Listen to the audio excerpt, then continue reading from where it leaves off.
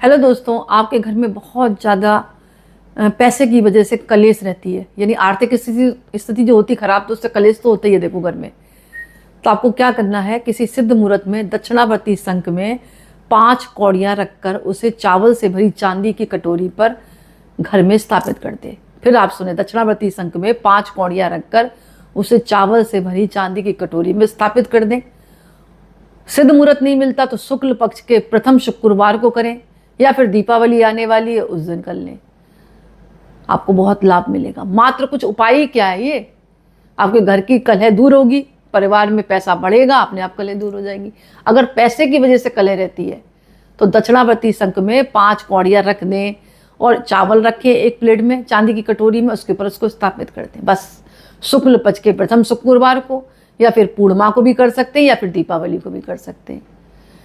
एक काम और कर सकते हैं आप, यदि आपको बहुत ज़्यादा गुस्सा आता है, बात बात पर आप लड़ाई करते हैं, तो दक्षिणावर्ती शंख को साफ करके उसमें जल भरकर माता लक्ष्मी का ध्यान करके उस जल को पिला दें जिस व्यक्ति को गुस्सा आता है।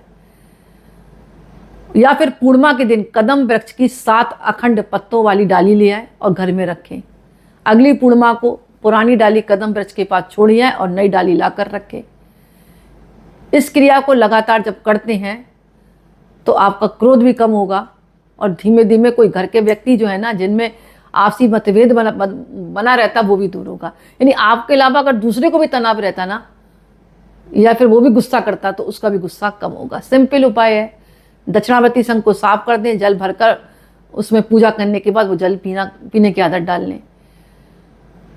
या फिर पूर्णिमा के दिन कदम वृक्ष की 7 अखंड पत्तों वाली डाली ले आए, घर पर रखें। अगली पूर्णिमा आए तो पुरानी डाली कदम के वृक्ष के पास छोड़िए और फिर नई डाली लाकर रखें।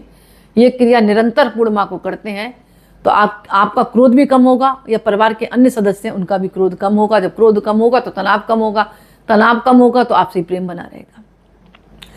कोई किराएदार है, आपका मकान खाली नहीं कर रहा है, बहुत परेशान कर रखा, निकल ही नहीं रहा, तो शनिवार की शाम को भोजपत्र पर लाल चंदन से किराएदार का नाम लिख दें और उसको शहद में डुबो दें। संभव हो तो ये उपाय जो है शनिवार की अमावस्या जब भी पड़े तब करें। कुछ ही दिनों में किराएदार घर आपका खाली कर जाएगा। एक बात याद रखना, जब ये उपाय कर रहे हो तो कोई आपको टोके नहीं।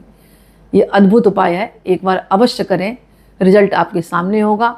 मकान का जो किराएदार है, कितना भी मतलब गुस्सैल हो, वो अपने आप ही खाली कर जाएगा। मात्र इतना सा काम करना है, करके देखें, अद्भुत उपाय है।